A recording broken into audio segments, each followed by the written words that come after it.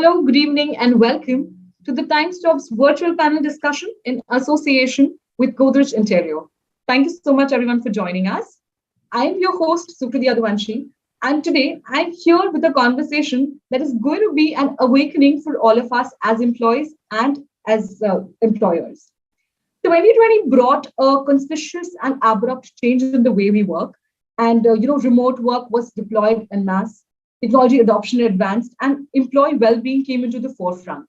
This introduced new working objectives, collaboration, effective communication, and productivity through digitization.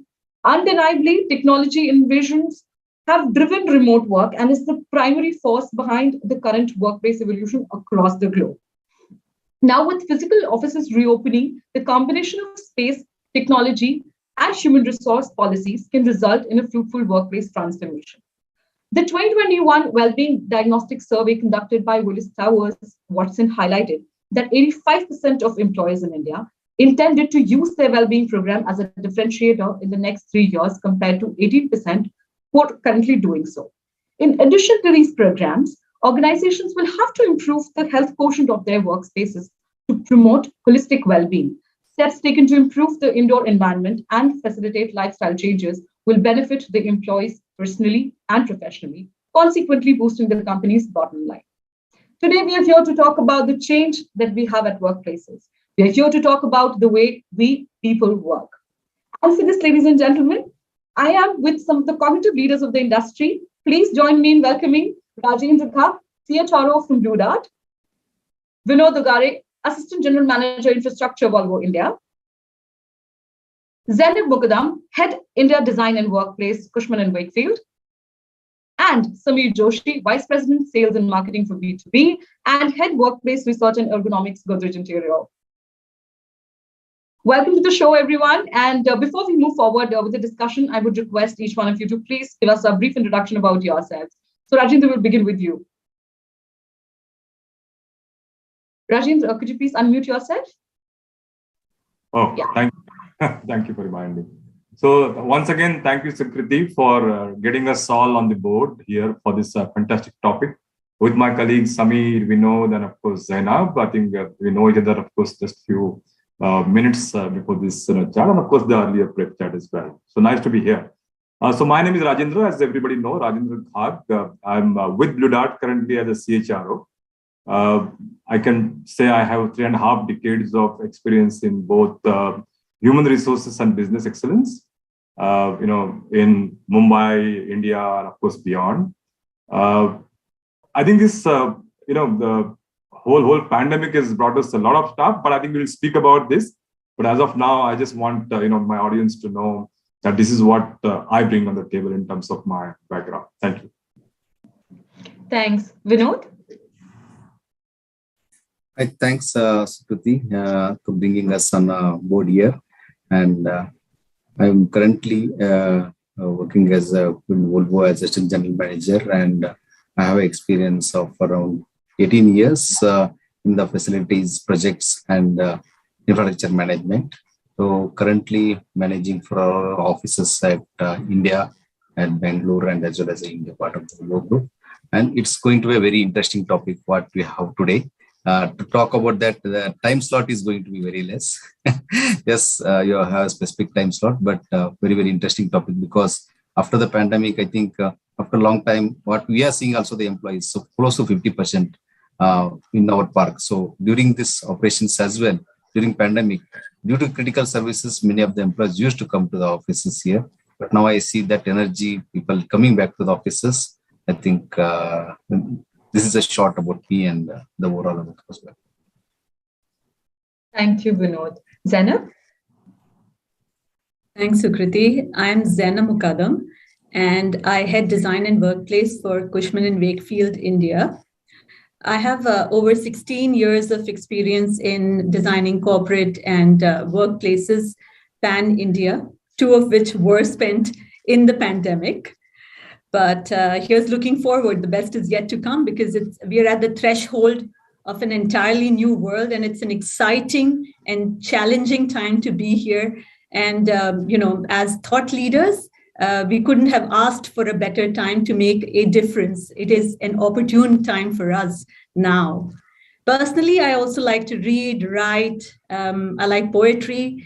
I like storytelling because I believe that design, in a sense, is every design should be very distinctive. It is very customized. It is very unique and should actually be very profound and should have a story to tell. So that's my two bit on my introduction. Thank you so much, Zainab. Samir? Thanks, Sukriti, and thank you all my fellow panelists. I'm Samir Joshi. I have 22 years of experience in providing workspace solution. I lead a team which is investigating into linkage between people and productivity, linkages to workspace and organizational performance, and that's a specific area of inquiry. And some of those research finding I'll be very happy to share with all of us. So look forward to good interaction on this topic, which is right now become, I would say, talk of the town because employees are heading back to workspaces. Hope to have very interesting interactions. Thank you. Thank you so much, Samir. With that, we would love to start now. Before I come to the questions that I have for each one of you, audience, we do have a Q&A segment in the end. So we'll be taking up your questions if they're interesting, of course. So please ensure that you're going to drop your questions, your queries for all our experts sitting here in the conversation today. And we'll be taking them up after I'm done with my questions. So let's get started. All right, so the pandemic pushed most individuals to work from home for an extended period of close to 2 years, with long working hours, and organizations are striving towards making the workplace healthier. So these are two different things, actually. Rajendra, I would like to, to ask you this: that how have you been encouraging employee wellness, especially physical wellness, let's say, given the prolonged periods of work from home? Sure. So thanks, Sukriti, for that question. I think it is, I was waiting that question to come in because that's the question everybody probably has answered and still answering, continuously. So I think very, very interestingly, I think one statement I can make for all of us, I guess, I am sure I'm not going to be wrong in that, is that this pandemic really taught us, that what was in the earlier, let's say times, for many organizations, I'm not saying all organizations, was a kind of, also ran, kind of proposition of employee well-being, correct, has become a kind of must-have during this pandemic, and that's one, I think, positive of pandemic. Of course, it's not a very positive situation that we were in, that, we had to get into, the employee well-being and health. Employee well-being meaning health and safety to start with when they come in, correct? And when I say come in, it's actually specific to specific industries. It might not, fit, everyone. But looking at, let's say, our industry, correct? I come from the logistics. Blue Dart is my organization. Now, I have 85% of my workforce are the, field employees, correct? The front line. Now, barring, the complete closure, correct? We never were closed, by the way. We were helping government with the medical equipments, PPEs and stuff like that. But barring those few days or maybe few weeks, we were all there. In fact, in my my field staff, all were there. In fact, in the field, correct.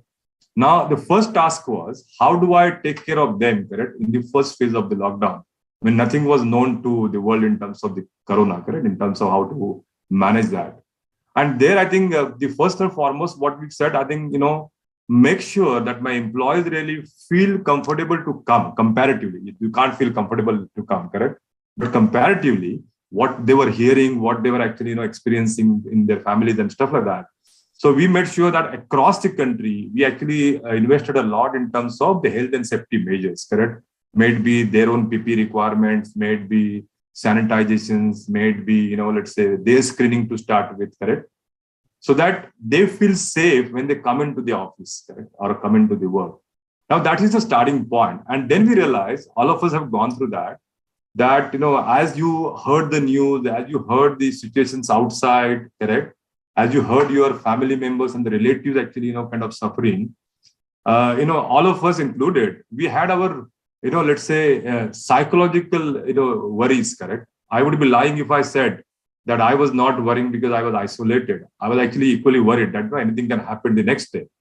And that, I think, made us realize very quickly that it also needs a kind of mental support in terms of the mental well-being. And it's all connected, correct? The body and mind together. And people worried. And then I think we immediately started, not only in Blue Dart, India, but I think globally we are part of DPDHL. So I must tell you that, while some of us Indians feel that the yoga and, meditation is our prerogative as an Indian, but I will tell you, I think 12 weeks of yoga and meditation sessions were driven by my headquarters in Germany. And for all of us across the world. And of course, my workers participated. And, they also found it a little different. So what I'm trying to say, I think the pandemic, for this time, I think I would just want to actually leave with the thought that, pandemic really brought these compulsions, and which is a good thing to happen amidst the, not so good stuff, And then the physical as well as mental, I would in fact give a little more percentage to mental well-being was the need of the hour. And very quickly, I think most Indian organizations, I think including ours, we responded to that without worrying about the cost of investment that is required. So I think as we speak, I think we have everything in place. I think the EAP program for not only for my employees, but my employees' families as well, correct? I think on-call medical consultation, not only for employees, for my employees' families as well. Of course, we do keep doing, the regular medical health checkups and, on-call, let's say, treatment requirement. All of those are there. But I think the mental well-being is what people are now, also getting pulled to, by the way. Earlier, it was a push, correct? Because, at that level, nobody would say that I need some, kind of help, correct? But today, the employees and their families. So we started with the, those who got infected by COVID, and their families, because they came up saying that that's the reason that we are coming up, correct? But with that, they also started talking about their other inhibitions, correct? Otherwise, how do you get people to actually speak about it? I think those things became very, very possible and feasible during last 24 months is my view. And I think that will continue. And we actually want this to be continued. That's what I'll say at this point in time and learn from others as well. Thank you so much, Ajit. Vinod, I'm going to move to you, and you help me understand that how are you implementing employee feedback in terms of workspace infrastructure to create a healthy working environment? What role can technology specifically play to have better and more collaborative workspace? Thank you, Sukriti. It's a topic where I think day in, day out, we have been working with many of the leaders and also the management as well as the employee. So employee feedback plays a very important role because during pandemic, after the situations, now employees, we want to welcome back to the employees to the offices. And we have been seeing that many of the offices are going for a hybrid offices, many of the upgraded technologies. So what we have taken a step ahead is during the pandemic. So when employees are coming back, so we need to see them with a better technology oriented and the collaborative and creative space. So globally, we have with Volvo Group called Volvo Group Future Workplace, we call, and also the activity-based offices. So activity-based offices mean towards based on the activity based on the department activity or individual employee activity. So we work towards that on the activity.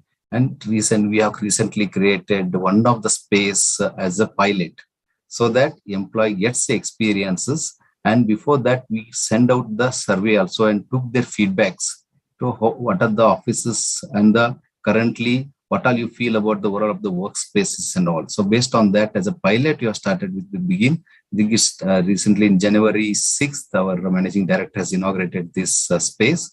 And after think now, when employees have come back, they're saying that it's a wow feeling now. So that's where the beauty of this space is, especially the global concept. We call it as hybrid, but how it works is each employee gets all the facilities like he gets the complete office space. How this office space earlier, many of the spaces earlier when we used to work, it's a fixed desk for working where I think that was adopted many of the areas. Now, everybody talks about the flexible desk. So technology brings a main key area there where employee books a desks and come. I think that's a normal solution which is going through many of the organizations that have started it. But in addition to that, what all we have done is we have created based on the activity like focus rooms, collaborative area, libraries, part of that facility, well-being areas. So these are all the interesting factors, part of our global, whatever we have called which workplace policy, we have brought this all as a pilot. So this I think global team has also supported very well to us. And this pilot, what we have been seeing is last from 2 months when employees almost what we see is 30 to 40% when they are occupying. That the feedback also we have started the post pilot, we'll be starting it soon. So I think the responses from many of the leaders and the employees already we have received it's a great workplace to work, and every employee is the complete space is my complete floor is his. It's not that only desk is allocated to his. So complete office space, he can go around a collaborative area, he goes to the well-being area. Based on the need of the activity, an employee can take work based on that activity. And coming to the technology part of it, the technology has played a very important role in this pilot for us. So we have Plan On is the service provider supporter who is working globally with Volvo Group. So we have been working with him, and we have started with now desk booking as a tool, but over the period we are going to start with many of the facility driven bookings like technology playing. One is the bookings of the employees, what they wanted to ordering coffee towards the cafe ordering, and many of the technologies in terms of the maintenance management and the employees feedbacks. So we are trying to create also the employees feedback, how we can bring part of that tool so that we improve on our quality deliveries to the employees, and also we uplift our infrastructure and give a continuous improvements. I think overall looking to that, this being a topic where many of the employees loves to have the workspace in a collaborative way. I think that's where we have started with this taking of feedback and started with pilot. So we have been seeing that this is working very well with us, and also ergonomic plays also a very important role. I think this is the one of the area where we are also focused. I think many of the areas we started with implementing high desk adjustable tables. Yes, I've seen many of the solutions where employee gets to know with the ergonomic. When he's standing, he will get a signal to work. When he's sitting, he'll get a signal to work based on these situations of the work, sitting, ergonomic working. So I think many of the solutions which are coming as a technology, these are the technology driven. So with this, what will happen is it's employee well-being is taken care, and which will also support as the technology, the employees' experiences uplift towards it. So this is where I want to draw a line in terms of the technology. Yes, we'll continue to focus more towards which are the uplifts coming in the markets. But as of now, we have started implementing these as a part of the workspaces. So, Vinod, you've spoken about various infrastructural changes that technology is aiding. A little perspective that I wanted you to understand here was: is it helping in the employee productivity? What compared to what we were facing in the pandemic times? So I would say yes. How this employee productivity is helping. Maybe I will take time on this to explain. So when the employee is working ergonomically earlier. So the ergonomics, what we had with during the olden days, and now the ergonomic support, so there is a feedback what we have got is when I'm standing and working and I'm focusing and working, when I'm getting the booths of the Skype booth stations, when I go and sit and I work at towards the Skype booths in terms of the focus areas. So the productivity is increasing and the focus towards my activity is increasing, which is going to definitely is giving the positive result of the productivity. So what we see is, I think I will take a minute to explain about that pilot, what we have done recently. So that pilot also includes like focus rooms, and also we have the Skype booths. So what it has, so if you see many of the global organizations, many of them are many of the team calls. So the online calls or the Skype calls or the Teams calls is the major time consuming activity. That's the reason we started creating those activity. One may be the focused, one may be the casual, another may be the which they can take it with the well-being areas as well. They can take a calls. And recently, I would say we have implemented one of the office space bicycles. When they are taking bicycles or when they are taking a Skype calls, if there is any listening, which they are doing part of the global trainings or anything, so they can pedal the cycles, they can go. So these are the extents which we are bringing, but which is overall creating such type of giving the facilities, we are seeing that it is result is ending to the productivity. So I get your point now. You've already touched base with what I have to ask Zainab in terms of collaborative workplaces, and there are a lot of innovation, as you mentioned, it's already going on. Zainab, I'll move to you, and I would want to understand from you that what are the design trends that you've observed in the realms of workspace design post the pandemic, of course, and can you share a few insights on for organizations planning to enhance their workspace in order to improve, as I mentioned, collaboration and productivity? Sure. Thanks. Thank you. Thanks, Vinod, sir. So post-pandemic, the reasons for coming to the office have primarily changed. So, and another point is that we've become so used to working from home, and we've become so comfortable working from home. Why would you even want to go anywhere else? Go through that commute, expose yourself to certain dangers, so to speak, to your health, or noise, or chaos, or physical proximity to others. Why would you? So now the office has to become a space of enhanced productivity. There are 4 primary reasons that people do come into the office for. One, this would have happened anyways. The pandemic only accelerated it. So this was, something that would have happened over the space of 10 years was kind of, crunched down. It's happening in 2 years. It's happened in 2 years. The 4 reasons that people are now coming to the office for, one is the collaboration. So nothing beats face-to-face meetings. Nothing beats writing on the walls, brainstorming, huddling together. People miss. Human beings are social animals. They miss the physical interaction. They miss the touch points. And, oftentimes things get done faster when all the minds are sort of in one room or one space kind of, engaging. So that's one of the reasons. The second reason is the access to technology. So which you would probably, due to affordability, due to space constraints, you may not have at home. So better technology within the office space, whether it is for virtual calls, whether for ergonomic reasons. Not every workspace at home was ergonomic for various reasons. There were shared laptops between families. There was noise distraction, especially in a city like Mumbai, where there are many people in smaller households. This was a bigger problem. So the second would be the access to technology, and that kind of leads on to a distraction-free workspace. So when you are at home, and especially from a woman's point of view, who has also traditionally been the homekeeper, it kind of changed in the pandemic for the good. There was some equality there in gender equality in homekeeping, but acoustics, you could hear the dog bark, you could hear the maid ringing the bell, grinding, the child crying, all kinds of things.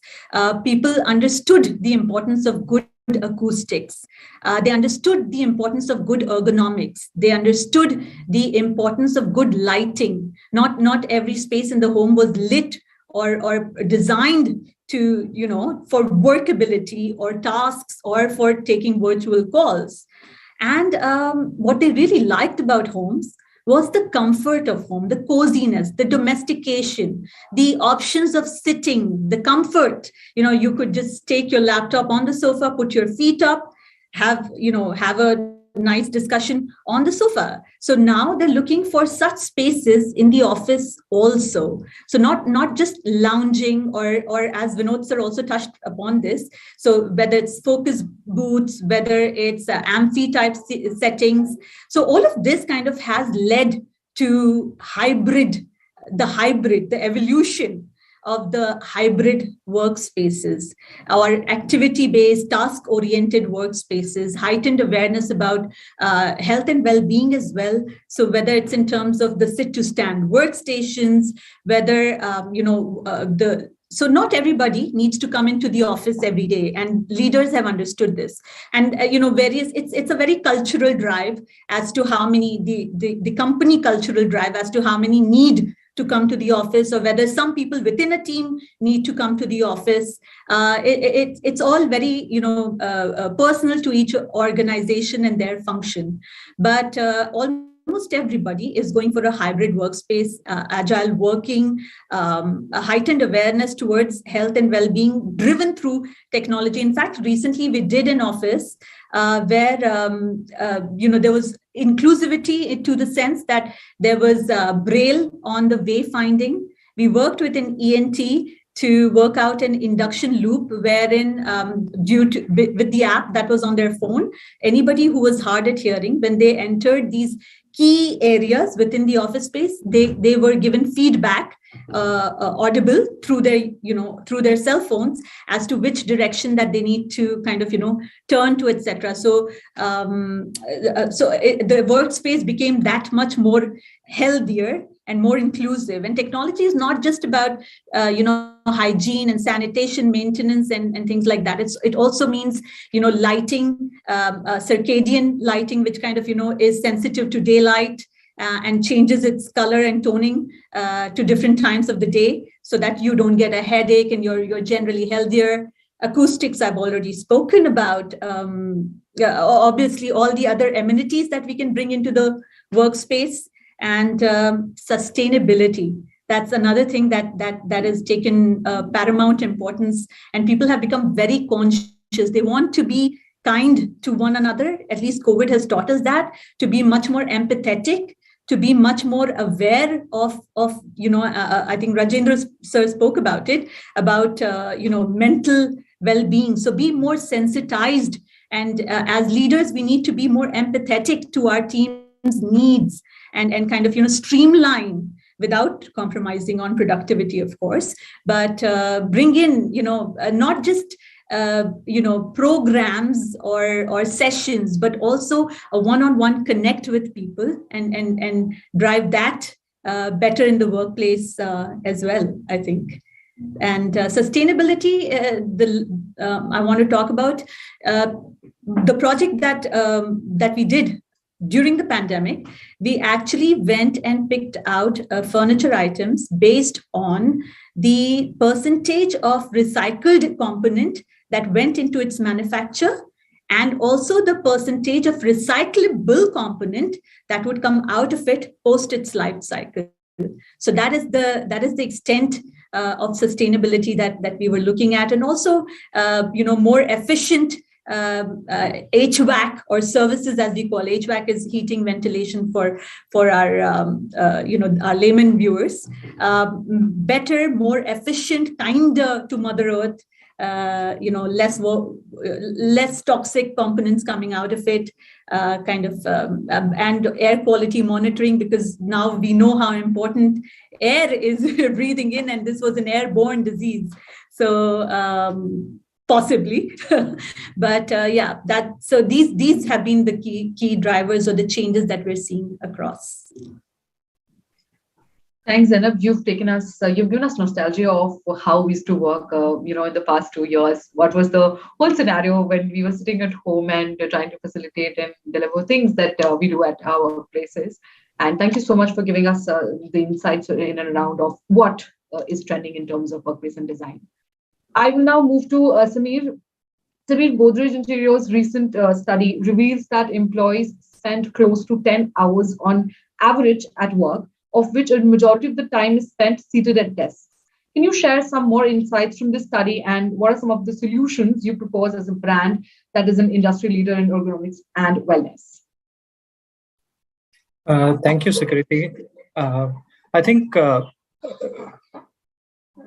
pandemic has taught us a lot of things, as my fellow panelist said, and there are a lot of responses which have been done based on the situation that we got in.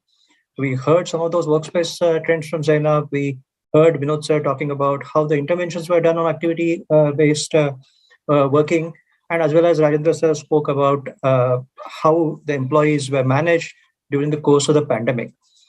I think there are three key trends or key topics that I want to touch as I get into details of the study.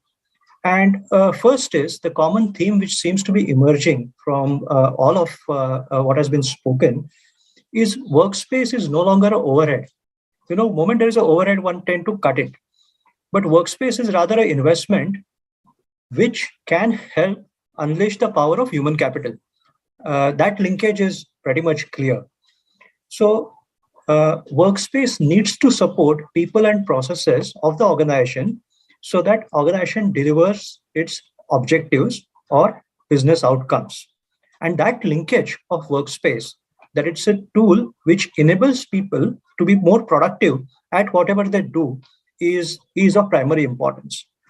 Now, when people are working, there are multiple risk factors that they encounter. One change which pandemic has brought is amount of screen time has actually gone up. We are glued in front of our laptops for extended period of time, be it a Zoom conference like this or Teams meetings or so on and so forth. The screen time has gone up, which has given its own set of issues with respect to eyesight, with respect to sitting at one place at a longer period of time. In fact, the study shows 64% of the people at their workspace are spending more than 9 hours seated. Now, one will ask, okay, so people are sitting. We know sitting is bad because doctors have established that linkage. More you are sitting, it gives pressure on your static pressure on your back muscles, which in a long duration is not good for your health. It will lead to musculoskeletal disorders themselves, which itself, musculoskeletal disorders itself can give plenty of problems. Lack of concentration, lack of sleep, low motivation, and overall loss of productivity. In fact, the study showed that 31% of the surveyed 500 sample size across organizations, 31% people have taken leaves up to 3 days just to take care of their back pain and neck pain issues. And the overall statistics of one of the earliest studies that we did, 76% of the people have reported some form of neck pain or back pain during previous 6 months from the study. And these are alarming statistics. This is 3/4 of the working population. These are alarming numbers. So what it means is there is a urgent interventions which is needed. Now, when we ask doctors have given some of those guidelines, some of those answers which come from doctors. One of them is taking frequent breaks. So get up from your space. Don't sit if people are sitting for 9 hours, just get up from your space, take a frequent break. And so, there is an employee part of it, which employee needs to do.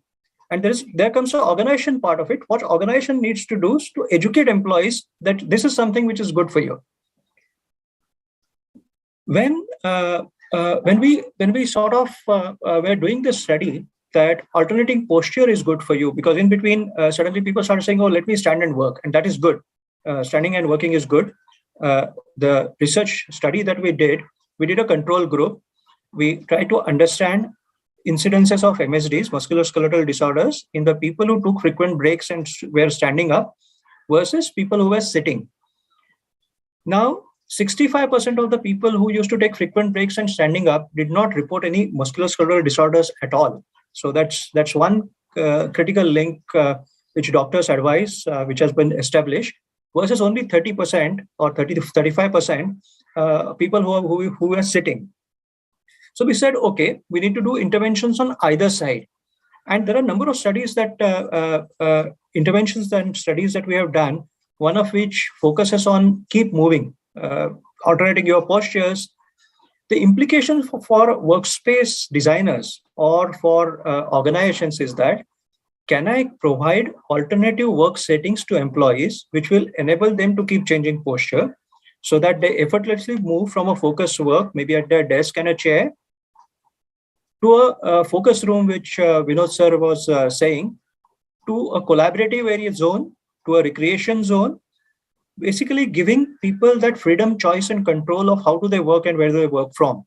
So those are the multiple work settings by design, by choice, creating those choices for people so that workspace by design makes them healthier. Ergonomic performance of workspace is something which is extremely important. So what kind of interventions can we do? I would cite two interventions, one which I said is focused on people and one is on solutions.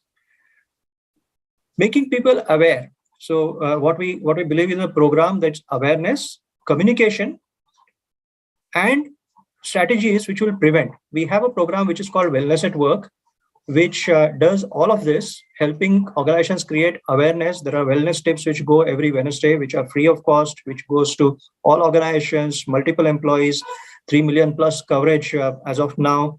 So giving them continuous tips of how should they work, what kind of postures should be adopted. That is one is the key, because even in the study, it came out that not many people were aware that I need to stand up, I need to keep changing my posture. Posture is one of the area which is causing this back pain, neck pain issues. That linkage itself was not understood. So making people aware, first intervention. The second intervention is understanding ergonomic, and this is for existing workspaces, understanding ergonomic risk factors and suggesting strategies of how to mitigate those risk factors. What are those small interventions which are possible, which will help people mitigate those risk factors, giving people the healthier choice. I think the pandemic has extended that focus into health and well-being. We all know health and well-being is a hot topic. It's a mega trend for last few years. We have seen it with the Fitbits, with increased yoga, Zumba, gym, all of that. We have seen health foods, keto diets, and so on and so forth. So health and wellness per se for employees itself, it's a big trend. And a lot of employees are demanding that I need to have the choices. How do you sort of balance employee expectations with organizational's performance goals and constraints? This is another area of interventions where our workspace expert come in and help. Okay, how do you achieve that area of balance? The third intervention is, of course, in terms of solutions. So I'll give you a small example. Just a couple of years ago, we launched a chair which we call a motion. It was based on these simple insights. The doctors are advising you need to get up, walk, and take frequent breaks. But people are so much glued with the kind of work that they're doing that they forget to take those breaks. Can I do something about it? So here is a chair which can help you move even when you are seated. And that helps you release the static pressure on your back. And that's a kind of intervention. Can I have an intervention? Can I design a stool where you make a base sort of unstable, thereby forcing person to adopt an erect posture, which is something which is good for his back. So there will be furniture and related interventions. We have a desk which I guess everybody has these days. People are adopting to it. I heard Vinod sir and Zainab both talking about it, which is a sit-stand desk, giving user that control. Can I work in standing posture for some time, revert back to sitting? Can I alternate the desk height based on my individual preferences, and so on and so forth? So giving him again that freedom of choice. And a lot of this can get into technology domain. You can control it over an app. You can measure how much time a person is sitting, how much time is he standing, and so on and so forth. So there are those intervention studies one can do, forcing some of those behavior changes which are really needed. So two levels of intervention: one are focused on employees, and second in terms of solutions. I would sum up probably in those two buckets, something which can be done. Thank you so much, Samir. I think that those were very helpful segmentation and understanding that you've given us. We will now move to a very interesting section of our conversation. So Godrej Interio is a leading brand which designs and manufactures furniture for the home and institutional segments. Through its research via its workplace and ergonomic research cell, it has revealed in its latest white paper, It's Time to Switch, that over 76% of individuals from among those surveyed had MSDs, that is musculoskeletal disorders. Further, 44% of these individuals had pain in a single area, while 56% had pain in multiple areas. Now, this is a result of sitting in a static posture for long hours at work, and they also reveal the strategies that can be adopted to deal with the associated issues. Now, Samir has very well, given us those insights of how, we can work on these solutions. Zainab has given us a very, insightful segmentation of why people would want to get back to workplace and why it is important precisely. Now, folks, this is a very interesting white paper that elaborately discusses and, emphasizes onto this point where your physical well-being while you work is really, really important. So to download the white paper, you can SMS switch in caps, that is SWITCH, to 999-0070985. It must be displaying on your screen right now.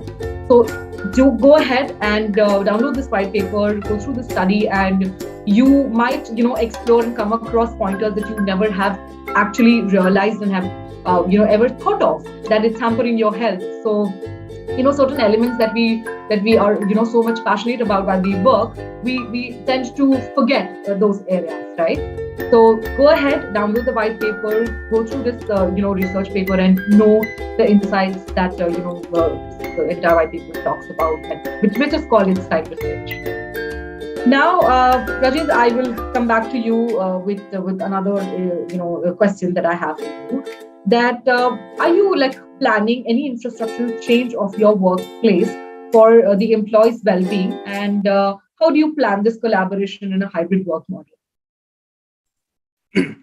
I think thanks to Samir and Zainab and Vinod, I think they've suggested a lot of stuff. But again, as I said to start with, I think it all depends on where you come from, which industry you come from. So I think we will compartmentalize into two. One is, of course, my field workforce, which is 85%, my foot soldiers, so to say. And another 15%, all of us included, the white collar who have been working from home. Even today, we come maybe a couple of days in a week at our level. But those who really could work from home effectively, as confirmed by themselves and of course their managers as well, they're continuing to work from home. And we kept it flexible, correct? So I think as Samir pointed out, and of course Zainab and Vinod also pointed out, I think one is, of course, what this really gave us as a learning, correct? And again, what would you do, correct? Let's say, for example, the sit and desk that Godrej talked about, correct? Samir talked about. Now, even before the pandemic, I know of the experience that we had, let's say, in my earlier organization. I think some of us at the senior level in our cabins, we actually had at one corner of the wall the standing desk. And when, right from MD to the CFO to the CHRO, we used to, walk up every 40-45 minutes and then stand up for about hour or two onto that standing desk. And whosoever is to come, because we are senior people, actually are little inquisitive to know what this let's say gentleman is doing or a lady is doing, correct? And then they want to actually kind of emulate you, correct? And we allow that, saying that okay, if you want to do it, maybe towards your cubicle, if you have a space, you can actually stand up, correct? But I think Samir, what you are bringing up in terms of the design, that will help. Now look at it. I think pandemic, as I said, every problem is an opportunity. So this now gave a kind of idea to a lot of us. And of course, I'm sure many of us will follow this, saying that, okay, create these small, let's say interventions, which will make a huge difference in terms of the employee health. That is one. Second is awareness. I think apart from, let's say, the infrastructure per se that you can change, I think the awareness itself will, actually make a lot of difference, for engagement of an employee. I can tell you, because a lot of us, now as you grow old, as you grow up in the career, but if you have average age of your company at around, let's say 30, so that means a lot of younger people are there, correct? And when they are young, they don't realize all of this, correct? But I think damages already started happening, but they don't realize because the age is at their side. And in this situation, what it really means for HR folks now, bring in that awareness a little early and tell them the benefits of this, not only now, but going forward in terms of their, let's say lives. And they will accept it. And they'll actually, this is a time we should actually, invoke all of these. And that's what we will do. In fact, we haven't, let's say, called employees to office as yet completely. We're planning to do the hybrid as well. But when we do that, I think we will do this because we already lined up, of course, there is a global program as well. That is one. The second thing that what we're doing, in fact, we are grabbing every opportunity to become active. Now, and it's a worldwide, let's say initiative, not only India. For example, during the pandemic, I remember every single value that we had a week. And in that week, across the world, in fact, I can talk about India, across the country, we have propagated saying that, in this week, we have to participate with some activity. Now, when it comes from the top, right from the globe and the MD and the CHRO, people have a little more energy to look at what it is, correct? It's not at the local level alone. And then, they start preparing it to, monthly, mentally, and then getting physical. So by virtue of such activities, I think HR can be, a little more creative and innovative. So without even much infrastructure investment, you can actually bring in agility and, activeness amongst the employees. And it doesn't require much time. It was a myth earlier saying that you waste a lot of time on during the working hours. It's a myth. It's proved beyond a point. So we've done that. In fact, as we speak, we have a kind of, the Blue Dart Got Talent, DHL Got Talent kind of activities going on across the world, by the way. And, there is a good prize announced by the global, office. Of course, we propagate that as well. So, and then we propagate saying that, okay, somebody's singing, somebody's dancing, somebody's good at, let's say mimicry. So that zestfulness has been spread. And I can tell you the kind of energy and agility that it will bring in, including the health, correct? So you actually, attacking two quotients there. One is the happiness quotient, which is related to your mental health. And then you actually, because of that inquisitiveness, you actually get active, while during the working hours for a specific time. And that gives you the physical health quotient as well. So I think this creative and innovative ways, without, let's say, making it feel like it's a big, capital expense, correct? I think we are doing that to start with. And as we go further, because we are also planning to have, let's say, staggered, let's say, flexible working. And then you have 50% people coming in at any given point in time. What would you do with the remaining space, correct? Can you actually create a corner where we know people can conduct the activity like Vinod said, correct? The entire workspace is yours, correct? You can, take rounds while you probably have a call, correct? You don't have to sit at, your desk. And of course, see what happens. Look at, I think, our experience now. Because you are looking at a particular screen, and maybe if you're on a video, you have to actually look at that camera angle. Your ergonomy is not very, comfortable, correct? I think, I'm sure everybody of us, I think, goes through that. And if you are in the meeting room, as Zainab was relating to, you have a freedom without anybody watching on the screen to actually move a little bit, kind of change your posture and nobody bothers, correct? But on the screen, if you do that, you're observed, correct? I think these are some of the areas I think people must know to start with and then be okay with it. And that's why I think some of the good organizations said, if you are working from home, it doesn't matter if somebody, shouts because you have a small kid around, correct? Doesn't matter if somebody calls you because you have some, let's say close family friends who are not well. Doesn't matter. We are okay with that. I think that's how the inclusion is really coming. But I think, once you come back to office, some of this home thing, as Zainab, I really like that what she said. I know what you enjoyed at home and wanting to have at office. Maybe I think organizations should try to do that without creating much of a fuss about it. Yeah, and vice versa. I think I really will go by that, and we will do that as well, apart from what we are already doing. Thank you. Thank you, Rajendra. We humans are very adaptive to environment. And earlier, it was very difficult for us to get into that whole work from home zone. It was stressful. We were not able to cope up with the work, the entire house chores that was supposed to be taken care of. And now, 2 years down the line, if you ask people, I think more than 50% of them will say we are happy working from home. And we would love to stay back, right? And we facilitate the entire delivery sitting at home. So I think things change very easily for us, and with the due course of time, we've been very adaptive, be it technology, be it our lifestyle, be it the pandemic, amid which we have we've come out almost. So thank you so much for that. Zainab, I'll now move to you. Can you tell us about some of the requirements that clients have recently approached you with, and are you seeing more emphasis on enhanced ergonomic solutions for workspaces? So, in fact, in continuation to what you and Rajendra sir said about adaptability of human beings, we are adaptable. We have adapted, and so should our office space be able to adapt. So, previously clients were only looking at expansion. Now they're also looking at what if we want to kind of consolidate our spaces? What if we want to give away? So expansion, so adaptability of workspace would mean that, easily or with minimal effort, the ability to expand and the ability to contract. And this doesn't just mean physical workspace, because there's a technological component entirely, there's a services component entirely. So building for redundancy as well as building for giving away. So expansion as well as contraction of the visible, the finite, and also the invisible, intangible. And that's what I call adaptability. And how do we do that? Obviously, modularity. How do we create flexible workspaces? So there's the modularity component that is so important.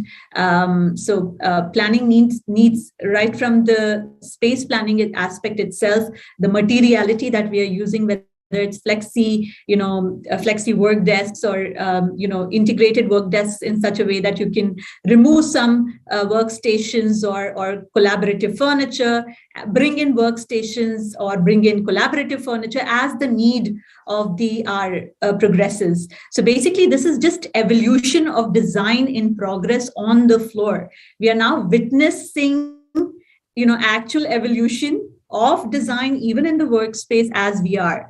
Also, I think the point to make about adaptability at home or why we liked being at home is then we kind of, space is so important. We then season our spaces to adapt to working at home, right? So we had then our nooks and corners to kind of, this is where I'm going to work, this is where I'm going to write, this is where the kid will study, all of that. So we kind of, or rather organically created that little office within the home space. So that's how important physical environment is. And then we got comfortable in that space. And now we don't want to give up that space. And therefore, the home adapted itself, right? Therefore, the workspace also needs to adapt, and people are understanding this. So I see flexibility, I see modularity, of course, technological interventions, the seen as well as the unseen. And I've spoken about it already. Sustainability, definitely. Biophilia, that's another thing that is coming in big time. People they've understood the importance of greens. They've understood. So a lot of offices are now opting for, an outdoor space also along with the office, because it also encourages movement, and you have better breathing space. You can walk around, things like that. You have access to greens and lots of research on how nature positively impacts the human mind. Kind of soothes it down, calms it down. So all of these things are sort of all interconnected. One cannot look at any of this in isolation. The workspace is a lot of things which are going on in the background, and you're not necessarily cognizant of it at all times. And I think also hybrid multifunctional spaces. So my cafe becomes a co-working, becomes a library, becomes a town hall. So a lot of materiality that is also coming out in the industry to encourage that. So apart from all those things that we have spoken, I think these are the new elements. Hybrid is here to stay for some time, at least till till the near future. That's going to be a big push. And workplace strategy of sorts is kind of helping drive that, understanding cultures, as Rajendra sir has pointed out various times. It's very organizational specific, function specific, what the needs are. So one design is no longer going to fit all. It never did, but now we know that it does not. So that's my take on your question there. Thanks, Zainab. I think workplace has become mood now, the kind of mood that we hold as human beings. And since we as human beings have separate corners for every mood that we have. You want to party, you want to, work, if you want to, chill for some time. We have every space allocated for certain things, and we are into that headspace when we are sitting there. So I think workspace is very much about our moods and how we're going to mold that if we have to work, if we have to do anything else, right? And in terms of infrastructure, yes, workplaces will have to innovate themselves to give them that adjustment, the mind adjustment, in terms of giving them the right ambience to work. So Thank you so much for that. I will now move to Vinod. Vinod, what are the considerations at the Volvo Group you take into account while planning your office spaces? Any recent infrastructure changes that you've done? Yeah, Gati. So during recent infrastructure, what changes you have done? The planning and the design. So more towards the Scandinavian look, what we wanted to bring because of the Swedish organizations. That's where the look and feel plays a very important role. So anybody entering the offices, so the thought process what we put is initially to how do we bring it to the office space as bringing is one is on terms of the layout, setting it up. In addition to that, how do we bring it to the look and feel? So as Rajendra was also mentioning about, it's not only to the employees, we has to understand also, we need to reach out to them in terms of their feedbacks and also to train them in terms of how it works. So what we do is also collectively, we have a set standard setups in terms of overall at the global, how different office spaces are created. And as you know, one is global, one is local. So both will have to mix together and bring it to the hybrid as well here. The thought process which we are going is when we are designing the space, how we can bring in terms of more towards the innovative and creative space, bringing it more towards the collaborative areas, the facilities. I think Zainab talked about it, about the cafeteria being co-working area. So in a day, how many times you use a cafeteria? Hardly 2 hours you use it. During a lunchtime, 1.5 hours. And later for the snacks or coffee, tea times, hours times you use it. But later part of the time, what it happens? Create it as a collaborative or a co-working type of area. That's how we have done it. I think that's also one of the area what we see is key success. We have created a booths, cafe booths, and also multiple collaborative height seating areas. So it's monotony breaking, what we call it in our words. So break the monotony. So instead of continuing the same monotony, break the monotony, create a multiple spaces, which I think it gives a more interesting factor to the employees. And also it energizes so that I can sit here today and I can go over there, and bringing the different workspace part of the parameters. And in addition to that, I think recently, the management took a call. So we will also come out and sit as well along with the employees. So come out of the private office spaces. I think that is a call which I think management has, when they taken a call, they will also sit along with the employee, and anybody will have the department's rooms, they can go and take the calls there. So I think what will happen is that also motivated the employees in terms of management sitting in the open office area. That's the reason we started with more of open offices area. And nowadays, all offices, what we are looking at is more of the open ceiling. So it becomes more clean, neat, hygiene. So open ceiling concept is the way the trend which is going on. Most of the office space which you have created recently is all open ceiling concepts, which you see as a spiral ducting, where we took a aesthetic view, how we can bring it. And also in terms of the open lightings and the daylight bringing more. So if you see the initially designing the space itself, when we work with architects, where we look at more daylight to come into the office space, so that we push all the closed meeting rooms or closed areas in center of it, so that the daylights comes to complete most of the office areas. And I think other apart from that, technology and initially we put it in part of the design concept is how do we bring the new technology part of the office space designs for, you say, sustainability, yes, which mostly talked now in terms of the sustainability. And where motion sensors, we say on BMS, we say all the thermostats being auto thermostats being the thermostat control. And second one is on the how do we look at the ergonomic part of it, as Samir was mentioning, how the chairs, about the chair ergonomically, so that the type of the chairs ergonomically and the tables. So height adjustable, I think I have brought that point already in my previous discussion. So in creating a space, one is playing around the layout, breaking the monotony, and adding the space to the look and feel, and bringing the richness to the space where it gets energized. When we enter the space or when you're working, so we have the more positive energy towards the office space. One is the daylight and the sustainabilities, motion sensors, and especially air conditioning being a challenge in many of the areas, in many of the office spaces. So how do we bring it auto control of the AC, where it adjusts automatically in terms of the based on the heat load of the employee which is working within a premises. So, and cafe space, as I talked about it. So these are all the interesting factors. I think it's evolving. It's a continue to evolve.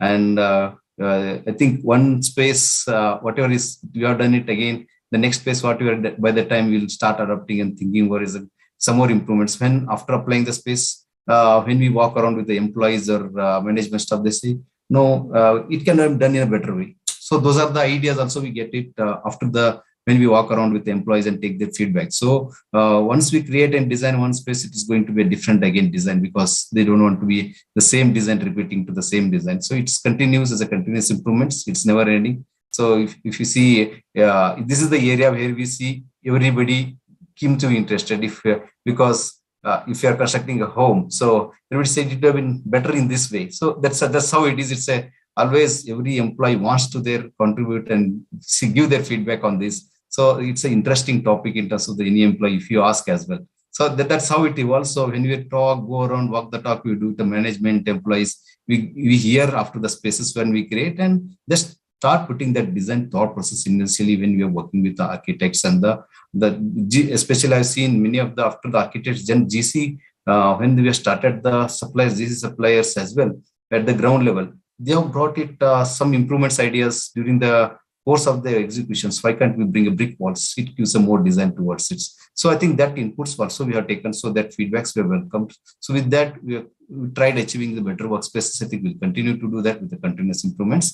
I think very important is when we play around with the design it initially, because once we lay down our design and align, and that's where it makes a very important factor.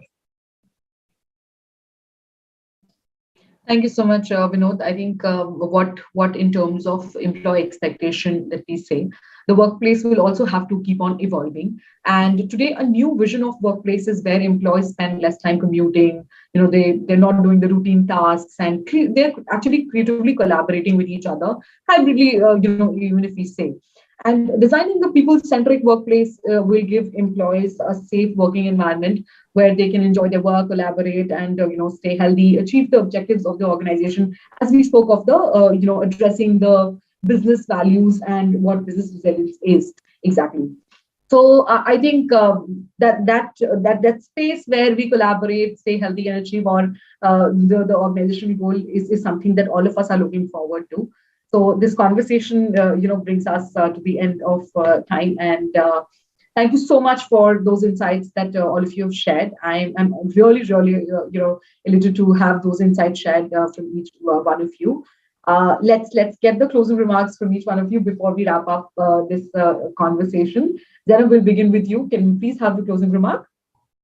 Just want to say a little bit about work-life balance that's a topic that everyone talks about these days. So with the dissolving boundaries, physical in the workplace, it's become more psychological. So it's not about how much time you physically spend in the office at work. It's more about how much time work spends in your mind. That is work-life balance now. So I think we need a healthy one. So that would be my 2 bit again on.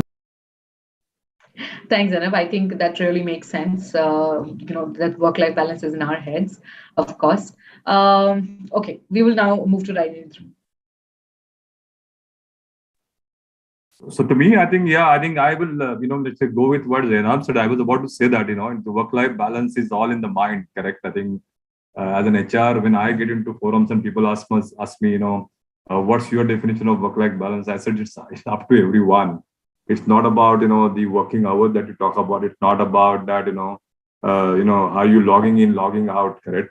It's a mind share, correct? And of course, I always used to tell people that even during WFH, correct, while there is a huge, let's say, discussion about that, the long working hours in front of the screen, I think some good organizations have provided flexibility.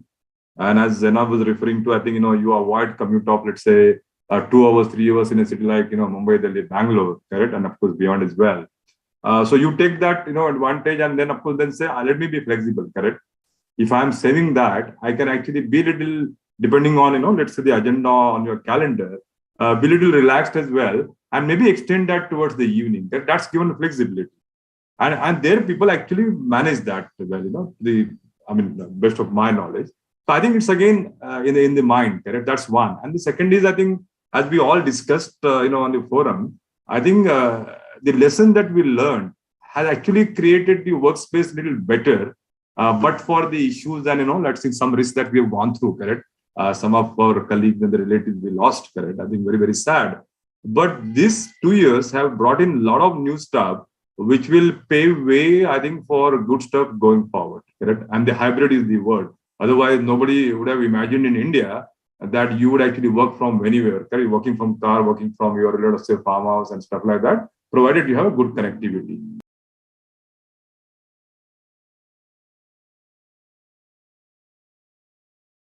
The connectivity and broadbands and stuff like that, which is also a progress, correct? I think we are at par with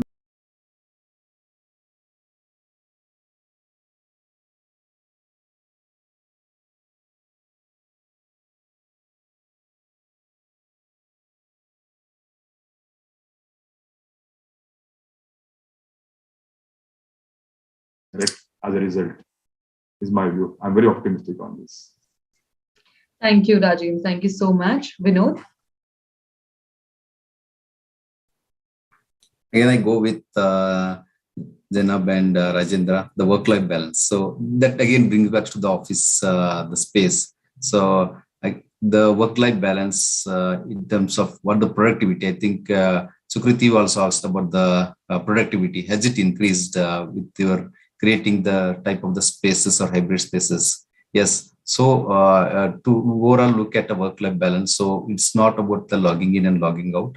The work, whatever we are doing, so how effectively and productively we are doing it the day. So that productivity also comes with along with the spaces what we are giving and the type of the space around them and the areas and the offerings what we are giving part of the office spaces. So that's where the hybrid space is playing a very important role in this area. When we're starting feedback on this, the spaces, so we are getting to know that the productivity increasing in terms of the ergonomic, in terms of the overall look and feel of the office spaces and the type of spaces available. It's a whole space. My office space is mine office space. So these are, I think, we are also playing very important roles in terms of the work-life balance area, because the employee works in terms of the productivity and mostly in terms of the logging in, logging out, what instead of that mindset, it's coming towards more that how effectively, productively I can work. So this is what we take, give the take on this day to everyone. Sukriti. So Sukriti, before I think let's say comment on what Vinod said, and of course you go to Samir. I want to tell you the proof, correct? In fact, see, this whole productivity and work-life balance, which results into engagement, correct, ultimately. I must tell you that our group across the world, and of course our company in India as well, it's a published data, so I can speak about it. In these last 2 years, I think because of the industry that we are in, probably, yes. But those who actually could succeed, I think we are, highest ever performance, highest ever engagement in last 2 years. So you can imagine that we never had this kind of WFH and flexible working. We never polished people. Of course, we never used to polish people. Of course, apart from the field work, it's not polishing, but it's some process, correct? But look at this. Last 2 years, highest ever productivity, highest ever performance, highest ever profitability, and highest ever engagement also in India, highest ever. Now, that's the proof that you don't really have to control. You just make sure that actually your processes and your, what you call hand-holding and directions are right. I think things will happen. I think it's proved beyond the point. Just wanted to make it a point. Thank you. Thank you so much. Samir? I think that was a very interesting point which Rajendra sir brought in about people performance and how you can unleash that control and release, literally try to take best of the human capital. I think pandemic taught one important lesson, and if I had to use those words again, "Jaan hai to jahan hai," and so finally it boiled down to me, my family, and an individual. And we saw that as workspaces opened, so many people switched their careers, so many people switched their jobs. So that entire aspect of employee and employee engagement has really got elevated to a next level. So it's just not about compensation and other activities that you do, but it also about environment, making him feel safe and secure, and allowing him to realize his potential, as Sir said. I think the future workspaces are going to evolve around that, which will mean continuously evolving those strategies, which will mean continuously doing those interventions and bringing the human-centered design into focus and having all those activities built around that person for whom that workspace is designed. So I think human-centered design, our topic, has become even more relevant in this post-pandemic world. Absolutely, Samir, I completely second you with that thought. And I think it's not just us that we are talking here. I think it's a global issue that everybody has to address in the end, while we try to work, in a hybrid model altogether. So thank you so much, all of you, for being here and being a part of this conversation and helping us with so many interesting insights today. Samir, Rajendra, Zainab, and Vinod, thank you so much for your presence in this panel discussion today.